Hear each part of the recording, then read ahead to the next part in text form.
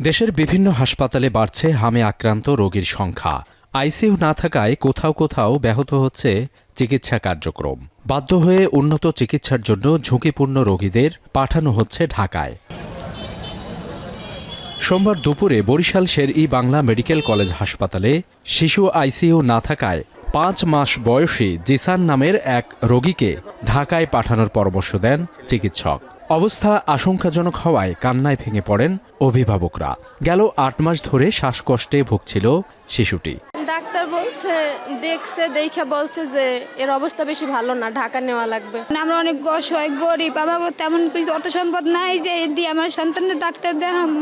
যেহেতু আমাদের Barishal ICU support নাই, এটার জন্য আমরা চাচ্ছি যে ঢাকা যেয়ে যদি আইসিইউ সাপোর্টটাও পায় তাহলে ওর জন্য ভালো হবে।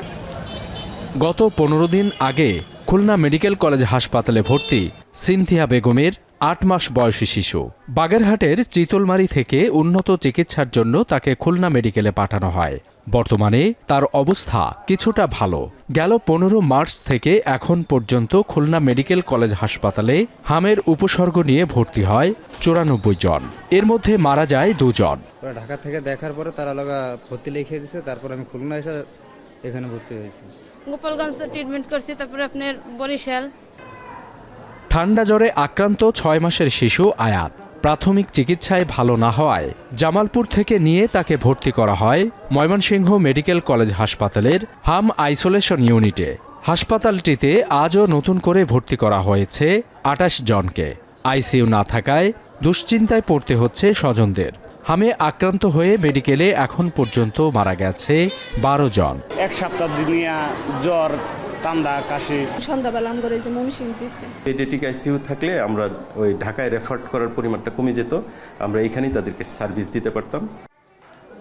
একইভাবে হামের উপসর্গ নিয়ে সিলেটের বিভিন্ন হাসপাতালে ভর্তি আছে 80 জন রোগী। এর মধ্যে গত 15 দিনে আইসিইউতে চিকিৎসাধীন অবস্থায় মারা গেছে 3 জন। এদের সবার বয়স 9 মাসের কম। ওষুধপত্র সবও পাইছে, কিছু মনে হয় ওষুধ আমরা বাইরে থেকে আনছি। ধীরে ধীরে রোগী আসা বৃদ্ধি পেলে আমরা আসলে এখন পুরো হাসপাতালটিকেই আসলে আমরা মিডল আইসোলেশন হিসাবে আমরা ট্রিট করছি। রাজশাহী মেডিকেল কলেজ হাসপাতালে মৃত্যুর সংখ্যা কমলেও কমেনি উপসর্গ নিয়ে আসা রোগীর সংখ্যা। চিকিৎসা নিয়ে ফিরেও নতুন করে আক্রান্ত হয়ে আবারও ভর্তি হচ্ছেন হাসপাতালে। গেল 1 মাস যাবৎ 2 দফায় হামের উপসর্গ নিয়ে হাসপাতালে চিকিৎসা নিচ্ছে নগরীর কাশিয়াডাঙ্গা এলাকার 4 মাস বয়সী শিশু আব্দুল্লাহ। বারবার শারীরিক অসুস্থতার অবনতিতে দুশ্চিন্তায় পরিবার। আমার বাচ্চাটা এই যে অবস্থা, এতে ব্যয়বহুল খরচও হচ্ছে, আবার কষ্ট। 2 দিন পরিবর্তে বাচ্চা মারা যাওয়া অবস্থা হয়ে গেছে। নোয়াখালীতেও বাড়ছে হামে আক্রান্তের সংখ্যা। সংক্রমণ ঠেকাতে নোয়াখালী জেনারেল হাসপাতালে নতুন করে খোলা হয়েছে আইসোলেশন ইউনিট।